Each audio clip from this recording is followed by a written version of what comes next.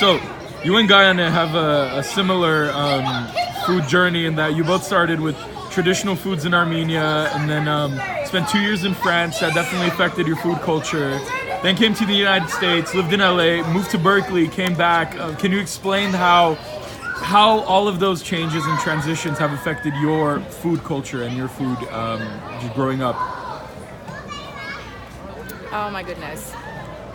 I think it's kind of always fun to try new things. It's different. Anything different is exciting. But usually you probably are more critical in the beginning when you try something different and new.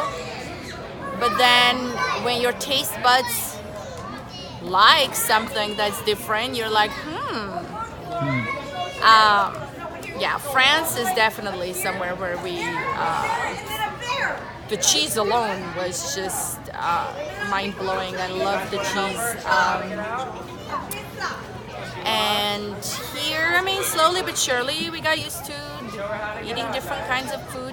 I think the age group matters too, because I know, like, mom and dad don't like to try anything different, or if they do, they usually don't like it, and they would usually not want to try it again. But if you're at that age group where you're still open to newness and unpredictability, you will like, or you will be pretty much more open to it. And you had all of these moves. So how old were you when you moved from Armenia to France? I think I was 14, going to 15, maybe 15. And 14. when you moved to LA?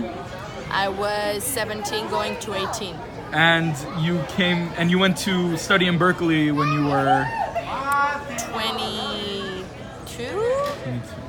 So you'd say these are definitely the times in your life where you were young and you were willing to try new foods and a new culinary culture. Yes. Okay. Yes.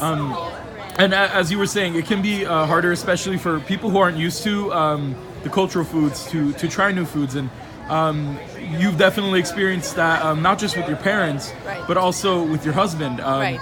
Your husband in our family is known for liking a lot of American foods, but yet you're known for cooking really good, like, traditional Armenian meals. So yes, when you're cooking for your family, for your kids and your husband, how do you balance the two? How do you balance the American cuisine and the American kitchen that your husband loves, the more Americanized and Armenian mix that your kids are used to, and the more Armenian traditional that you grew up with? So I would say the American food is probably the winner. When I am tired and exhausted and running after two boys, you're like, okay, something easy, fast food, and probably not much quality. You'll just go with that. There's always the pizza option, especially with kids. Oh my God, it's all pizza, mac and cheese, and what's the other one? Spaghetti. But how do I balance? You just again, I'm gonna go back to the age. The older I am growing, the more my roots are calling me, and the more I'm gravitated towards what I used to eat when I was a child, my childhood food, especially when I was pregnant. Oh my goodness, all I was craving it was not me talking, it was my genes, it was my body, it was my whole nature wanted nothing and craved nothing but my childhood food, the Armenian food. There was even this store in Glendale called Paradise on Glen Oaks. I remember I was pregnant, full-on pregnant, and I went there because this store had all the Armenian food fresh made. You just kind of like a buffet, you go and pick whatever you want. And then I go to discover that they closed that option and they only have an order option where it's just like, it was Americanized pretty much. They made it into sandwich or this and that, and you just look at the board and you pick one. And I just had a meltdown there. I was just bawling, and everyone like, you're so weird, what's wrong with you? No, I wanted this food. And even after kids, as older, the older I'm getting, the more I want to go back to my traditional food, the Armenian food, and I want to make it, and I want to get kids' taste buds used to it. And I also remember the poorer we were, the healthier we were eating because we didn't have access to, let's say, meat and all this, but we were mostly cooking with vegetables. So that was healthier. And then the Mediterranean region is mostly having to do with a lot of vegetables and red peppers, bell peppers, and eggplants, and a lot of that happening. So now I appreciate that what we used to eat as kids were probably healthier and healthiest. That you know, but So what's the food and culinary culture you want to leave behind for your two sons?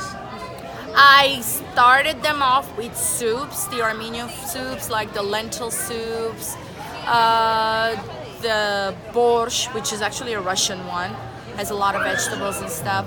Those things I do want them to get used to. And then they go by color. The kids go like the white soup or the orange soup or the red soup.